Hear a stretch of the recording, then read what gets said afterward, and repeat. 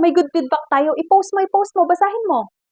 Oh, nabasa mo ba, Mi? Nakita mo ba na yan lang naman yung dalawang na-screenshot ko na good review about this organic skin underarm deodorant. Sobrang dami pa niyan. I-check nyo na lang itong yellow basket. Mababasa nyo po yung mga good review about this product. Paano ba naman, bukod sa nakakapag-lighten na ng underarm, nakakatulong pa itong mabawas yung pagpapawis at amoy maasim na pawis ng underarm natin. Yes, Mi, 3-in-1 in this one product. And ang maganda pa nito, buy one, take one. So, 175 mo lang itong makukuha, dalawa na.